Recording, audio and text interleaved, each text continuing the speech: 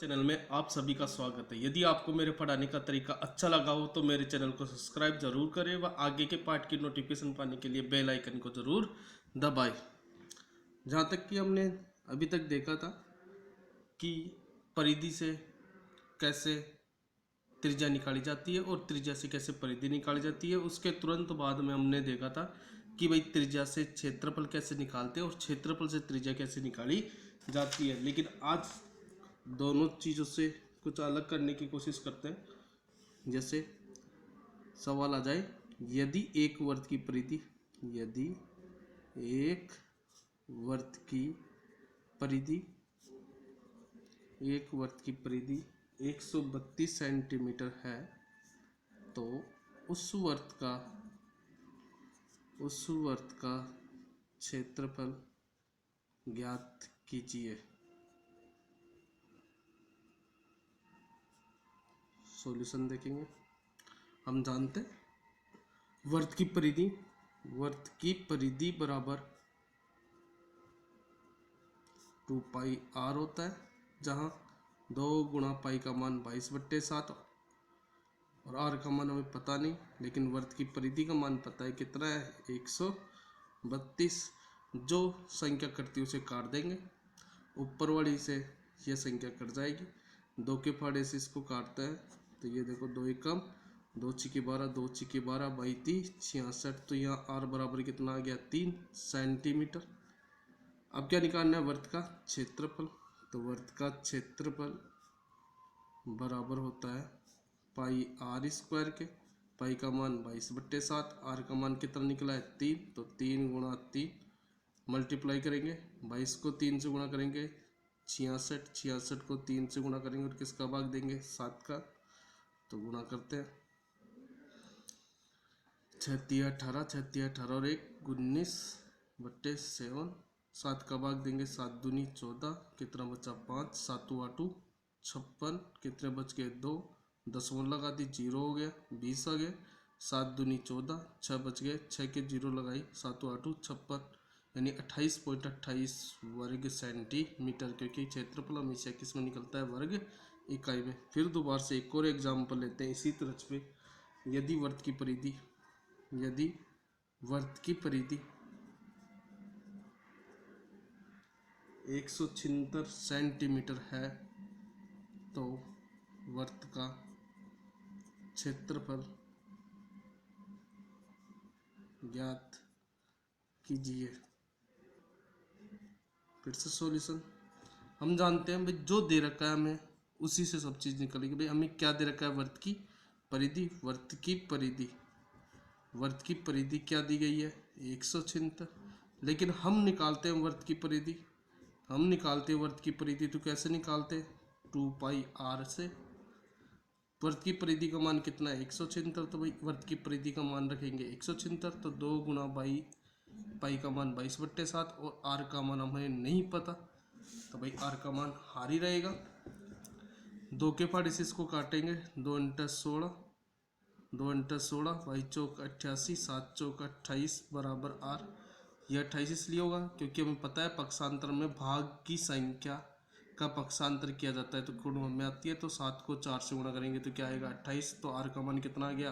28। इसका मतलब हमारी त्रिज्या कितनी आ गई है? 28। हमें त्रिज्या पता है तो क्षेत्रफल निकाल सकते हैं। कल भी बात हुई थी।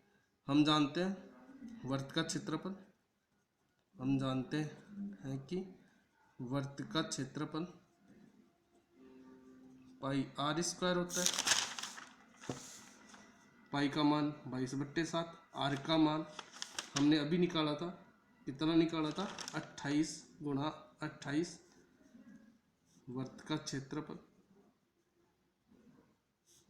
22 गुणा 7 के फाड़े से 28 कट गया, 4 बार 7 चौक 28 और 28 को 4 बार गुणा करेंगे तो 4 × 32, 3 4 दूनी 8, 8 और 3 11, 112 आ जाएगा। और भाई 112 का दुगना तो 11 गुणा 112 का दुगना हो जाएगा हमारे पास 224। और 11 से गुणा करना बहुत ईजी होता है। शुरू वाली संख्या और लास्ट वाली संख्या को ऐसे कैसे उतार देते हैं? फिर इनके बीच की संख्याओं का योग जोड़ते हैं, 4 और 2 6, 2 और 2 4। और हमें पता भी क्षेत्रफल हमेशा किस में निकलता है? वर्ग इकाई में। तो इसलिए 2464 वर्ग सेंटीमीटर। एक और आगे स्टेप पे चलते हैं।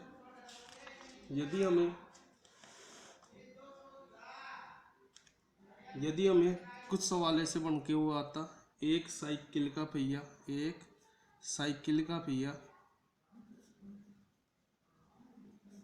11 किलोमीटर चलने में 5000 चक्कर लगाता है, तो पहिए का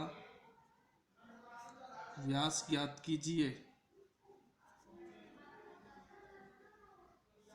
तो बच्चों समझने की कोशिश करना। साइकिल का पहिया, भाई ये आपके साइकिल का पहिया है। ये साइकिल का पहिया कैसे चलेगा? यदि मैं इस पहिए को यहाँ से ब्रेक कर लूँ यानी तोड़ दूँ, तो भाई ये चीज़ ऐसे खुल के आएगी। यानी इसका मतलब साइकिल का पहिया एक चक्कर में इतना चलेगा और ये एक चक्कर मेरा वर्त की परिधि कहलाएगी। तो भाई सबसे पहले हमें क्या निकालना है? भाई साइकिल के पहिए के एक चक्कर में चली गई दूरी निकालनी है। तो भाई हमें पता है 11 किलोमीटर चलता है 5000 चक्कर में। तो भाई 11 किलोमीटर को मीटर में बदलेंगे, तो हमारे पास किलोमीटर को मीटर में बदलते हैं तो किससे गुणा करते हैं? हमें पता है भाई 1 किलोमीटर में 1000 मीटर होते हैं, तो 11 को 1000 से गुणा करेंगे तो 11000 मीटर आ जाएगा। तो 11000 मीटर की यात्रा, 11000 मीटर 5000 चक्कर लेता है। तो भाई हमें पता चल गया कि 5000 चक्कर में 11000 मीटर चलता है। एक चक्कर में तय दूरी, तो 11000 के अंदर किसका भाग देंगे? 5000 का। तो 3 जीरो से 3 जीरो कैंसिल, तो हमारे पास आ गया 11/5।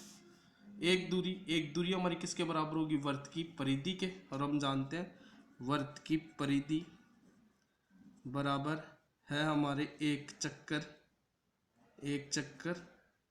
के बराबर। और भाई वर्त की परिधि हम जानते कितनी होती है? 2πr। तो 2 गुणा पाई का मान 22/7। आर का मान हमें नहीं पता, लेकिन वर्त की परिधि पता है कितना है? 11/5। जो कटता है उसे काट देंगे, 11 दूना 22, हमारे पास आ जाएगा 4r/7 बराबर 1/5। वज्र गुणा करेंगे,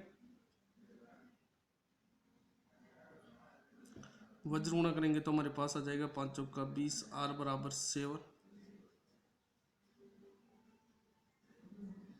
तो r बराबर आ जाएगा हमारे पास 7/20।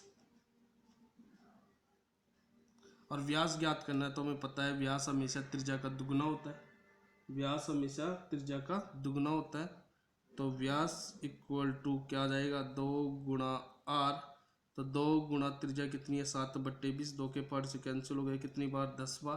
तो हम देखेंगे 7/10 मीटर। तो भाई 10 का भाग देंगे तो इसके अंदर आ जाएगा 0.7 मीटर। यदि मीटर को सेंटीमीटर में बदलेंगे तो हम जानते हैं 1 मीटर में 100 सेंटीमीटर होते हैं। तो भाई 0.7 मीटर को सेंटीमीटर में बदलने के लिए किससे गुणा कर देंगे? 100 से। तो कितना आ जाएगा? 70 सेंटीमीटर। क्या जाएगी तुम्हारी व्यास।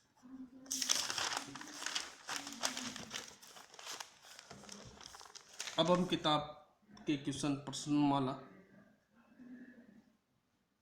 15.1 के क्वेश्चन सोल्व करेंगे। पहला क्वेश्चन क्या बोल रहा है?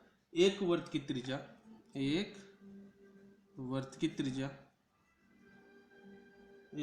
त्रिज्या 3.5 सेंटीमीटर है।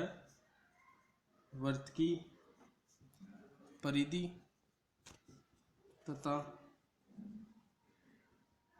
क्षेत्रफल ज्ञात कीजिए। तो सॉल्यूशन करेंगे। एक वर्त की त्रिज्या, यानी त्रिज्या हमें दे रखी है और हमसे पूछा है परिधि और क्षेत्रफल। तो पहले हमें क्या निकालनी है? परिधि। तो वर्त की परिधि बराबर क्या होता है? 2πr। तो 2 गुणा पाई का मान 22/7, आर का मान 3.5, 7 से कट गया 0.5 बार, 22 110, 11 को 2 से गुणा करेंगे, 11 दूना 22 सेंटीमीटर वर्त की परिधि निकल गई। अब क्या निकालना है? वर्त का क्षेत्रफल। और वर्त का क्षेत्रफल बराबर क्या होता है? πr²। पाई का मान 22/7।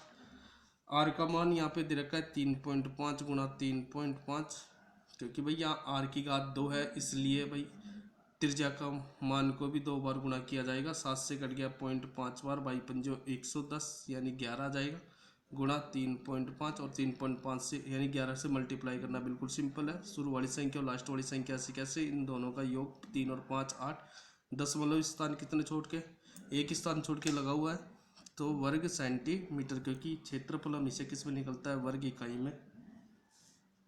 यदि आपको मेरे पढ़ाने का तरीका अच्छा लग रहा हो तो मेरे चैनल को सब्सक्राइब कीजिए व बेल आइकन को दबाइए। दूसरा क्वेश्चन देखते हैं। एक वर्ग की परिधि, एक वर्ग की परिधि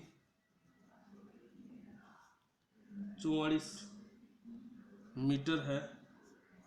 वर्ग का क्षेत्रफल ज्ञात कीजिए।